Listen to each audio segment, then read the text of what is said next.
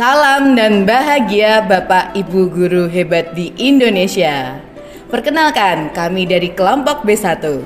Pada video ini kami akan menyajikan tentang hasil diskusi dalam ruang kolaborasi terkait visi guru penggerak. Perkenalkan, anggota kelompok kami ada Bapak Yudi Ekantoro, Bapak Jumiko, Ibu Rina Farida, Ibu Anis Nurrohmah, dan Ibu Riona Herda Kaning Tias. Perlu diketahui, kelompok kami memilih visi mewujudkan murid yang berakhlak mulia, humanis, peduli lingkungan, dan berwawasan global. Kami menggunakan Bagja dalam prakarsa perubahan terwujudnya pembelajaran yang dapat meningkatkan akhlak mulia pada murid. Bapak Ibu guru hebat pasti bertanya, mengapa kelompok kami memilih terwujudnya pembelajaran yang dapat meningkatkan akhlak mulia pada murid? Seperti yang kita ketahui bersama bahwa dalam profil pelajar Pancasila terdapat kompetensi beriman, bertakwa kepada Tuhan Yang Maha Esa, dan berakhlak mulia. Kita melihat bahwa akhlak saat ini menjadi prioritas dan bersinggungan dengan karakter. Maka kami memilih akhlak mulia dengan 5 elemen kunci. Yang pertama, akhlak beragama. Yang kedua, akhlak pribadi. Yang ketiga, akhlak kepada manusia. Yang keempat, akhlak kepada alam. Dan yang kelima, akhlak bernegara. Dari 5 indikator akhlak ini kita bisa menyadari bahwa murid harus secara holistik memiliki akhlak yang mulia, baik secara vertikal kepada Tuhan, horizontal kepada manusia dan lingkungan, termasuk kepada negara dan kepada dirinya sendiri. Lalu aset apa saja yang sudah dimiliki? Yang pertama, manusia, yaitu guru, karyawan, dan murid. Aset berikutnya adalah aset sosial, berkontribusi dalam kegiatan sosial, contoh bakti sosial. Aset fisik, gedung yang terdiri dari ruang kelas, perpustakaan, musola, ruang keterampilan, ruang seni, dan ruang lainnya. Berikutnya, aset lingkungan atau alam. Udara yang masih bersih dan belum tercemar sama sekali karena berlokasi di wilayah pedesaan. Berkaitan dengan akhlak mulia, tentu saja kami memiliki aset agama dan budaya. Mayoritas masyarakat beragama Islam dengan budaya yang sangat kental dengan kegiatan rohani, hadroh, kajian. Lalu yang terakhir, adanya aset dukungan dari komite dan orang tua siswa. Lalu bagaimana dengan Bagja? Kita mulai dari B. Buat pertanyaan utama atau define. Apa yang harus saya lakukan untuk mewujudkan pembelajaran yang dapat meningkatkan akhlak mulia pada murid? Tentu saja ada tindakan. Yang pertama, merancang jadwal kegiatan ibadah atau kegiatan positif lainnya. Yang kedua, mengajak murid untuk terlibat dalam proyek-proyek sosial atau kegiatan sukarela yang memungkinkan mereka menerapkan nilai-nilai akhlak. Yang ketiga, melakukan diskusi dengan kepala sekolah dan rekan sejawat tentang kegiatan pembiasaan di sekolah.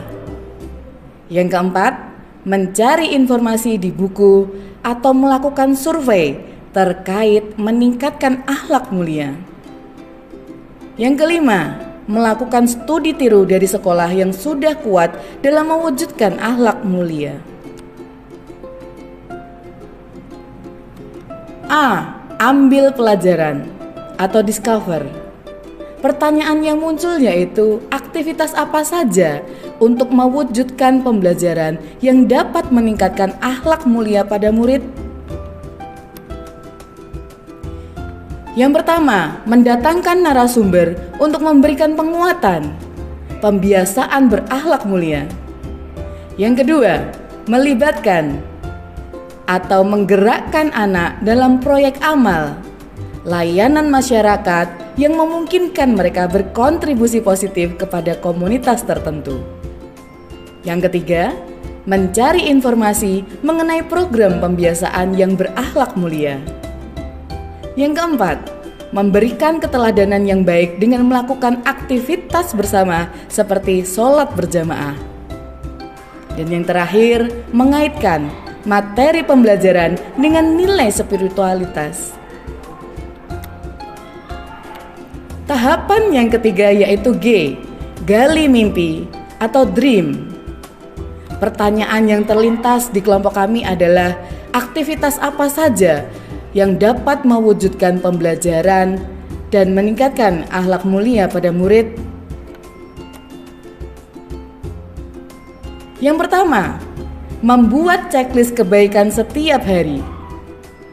Mentoring pribadi dengan cara meluangkan waktu untuk memberikan bimbingan pribadi kepada murid, sehingga dapat menghadapi kesulitan dalam mengembangkan akhlak mulia. Berikutnya, melakukan evaluasi terhadap kegiatan checklist kebaikan. Berikutnya, membuat gambaran mengenai proses meningkatkan akhlak mulia pada murid. Selanjutnya yang terakhir, melakukan refleksi nilai akhlak mulia secara teratur setelah pembelajaran di kelas. Tahapan berikutnya yaitu jabarkan rencana atau desain. Kelompok kami memilih pertanyaan, apa langkah paling sederhana yang bisa dilakukan untuk mewujudkan pembelajaran yang dapat meningkatkan akhlak mulia pada murid? Tindakan yang kami lakukan adalah yang pertama, melakukan refleksi nilai akhlak mulia secara teratur. Yang kedua, berdoa sebelum dan selesai pembelajaran. Berikutnya, menempelkan poster-poster contoh perilaku yang berakhlak mulia. Dan yang terakhir, memberikan contoh keteladanan tentang toleransi.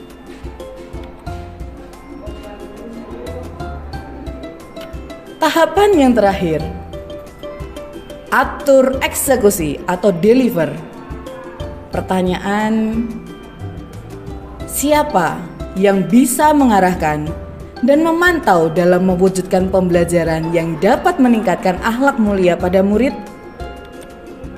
Kelompok kami melakukan identifikasi pihak yang dapat memantau, mengarahkan dalam upaya mewujudkan pembelajaran yang dapat meningkatkan akhlak mulia kepada murid, antara lain semua stakeholder sekolah, mulai dari kepala sekolah, guru, karyawan, bahkan murid itu sendiri.